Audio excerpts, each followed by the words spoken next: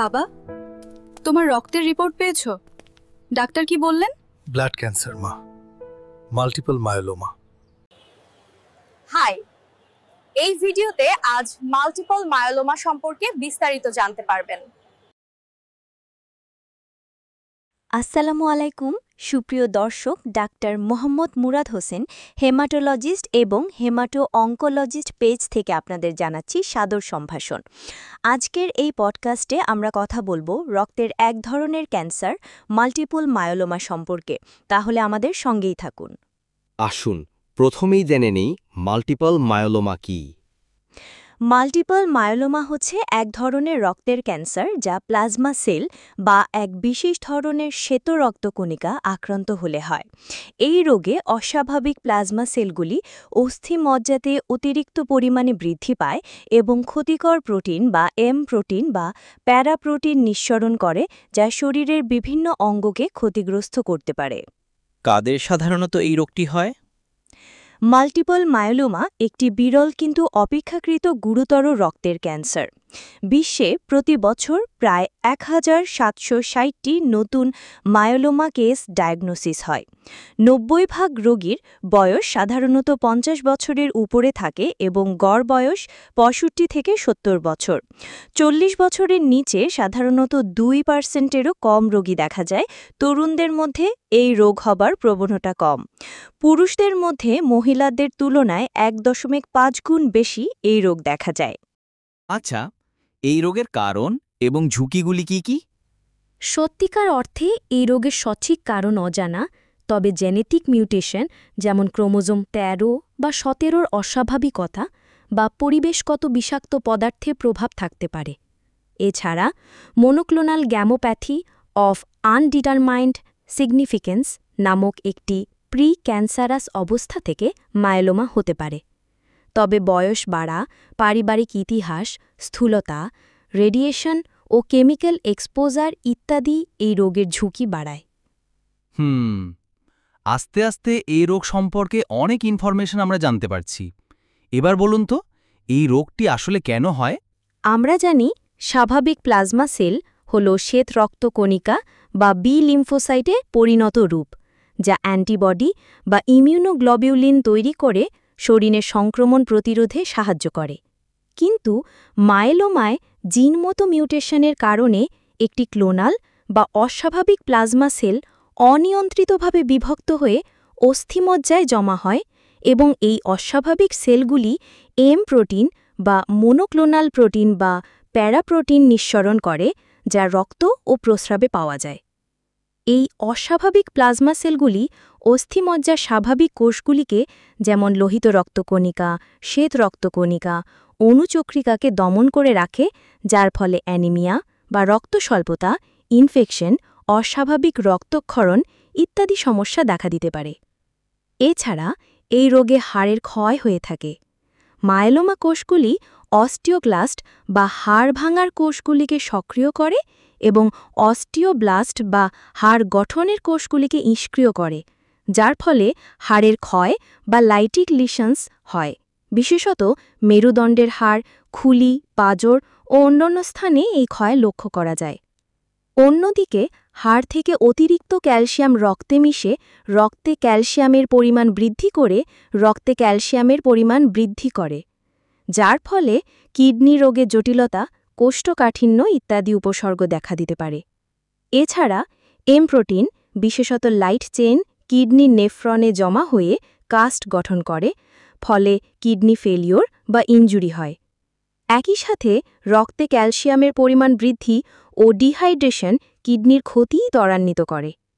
এই রোগে স্বাভাবিক ইমিউনোগ্লোবিউলিনের মাত্রা কমে যাওয়ায় সংক্রমণের ঝুঁকি বাড়ে, যেমন ফুসফুসের ইনফেকশন, প্রস্রাবের ইনফেকশন ইত্যাদি ইনফেকশন দেখা দিতে পারে।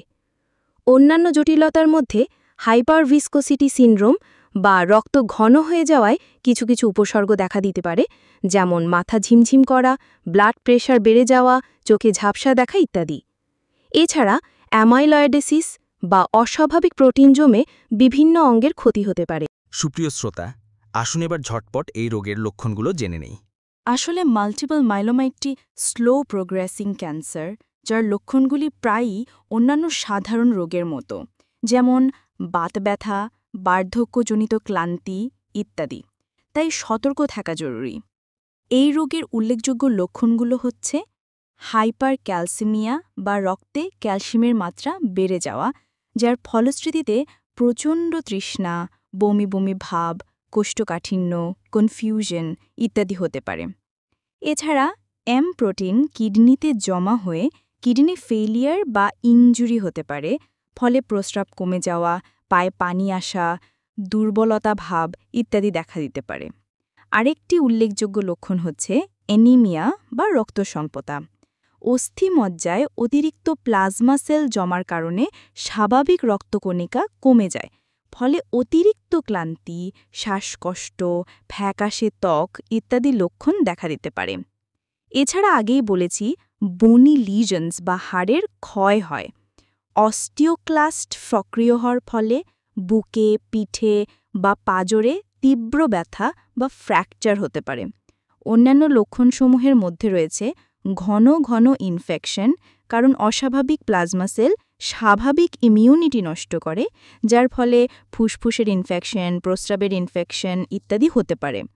কিছু কিছু ক্ষেত্রে ওজন কমা ও ক্ষুধামন্দা, স্নায়বিক সমস্যা যেমন হাত পায়ে দুর্বলতা দেখা দিতে পারে।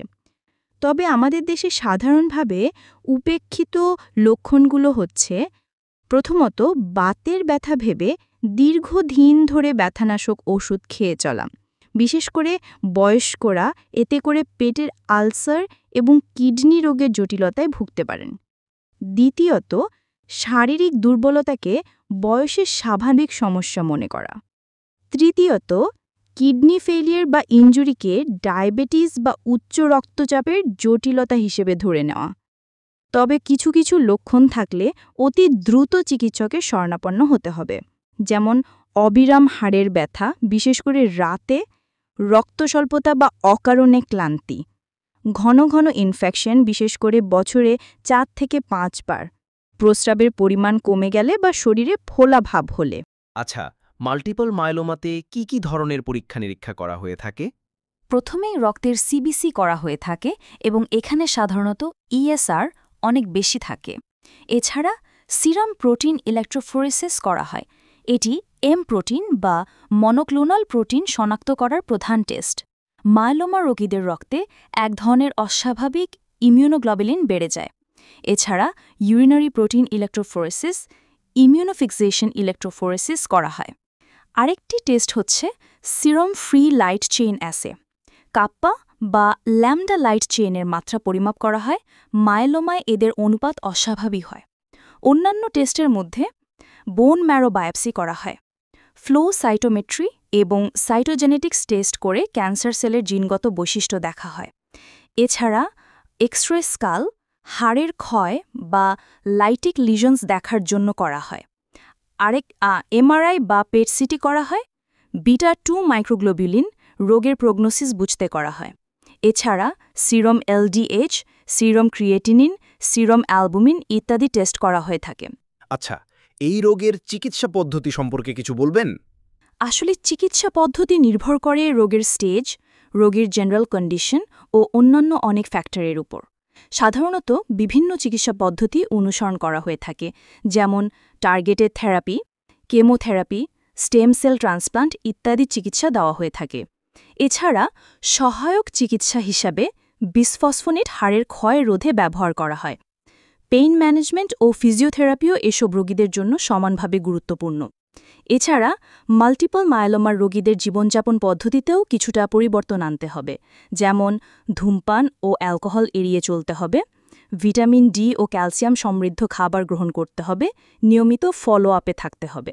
অসংখ্য ধন্যবাদ আপনাকে মাল্টিপল মায়োলোমা নিয়ে বিশদভাবে আলোচনা করার জন্য। সুপ্রিয় দর্শক ও শ্রোতা, আপনাদের জন্য বিশেষ বার্তা হচ্ছে, অস্বাভাবিক হাড়ের ব্যথা বা রক্তশূন্যতা দেখা দিলে অবশ্যই একজন হেমাটোলজিস্টের পরামর্শ নিন। একমাত্র সচেতনতাই পারে জীবন বাঁচাতে। মাল্টিপল মায়োলোমা নিয়ে অনেক বেশি আলোচনা করুন। আমাদের আজকের অনুষ্ঠান এখানেই শেষ করছি। পরবর্তী পডকাস্টে নতুন কোনো টপিক নিয়ে হাজির হব। আমাদের আজকের অনুষ্ঠানটি সম্পাদনা করেছেন ডাক্তার মোহাম্মদ মুরাদ হোসেন, সহকারী অধ্যাপক হেমাটোলজি, রক্তের ক্যান্সার ও রক্তরোগ বিশেষজ্ঞ। সবাই ভালো থাকবেন, সুস্থ থাকবেন।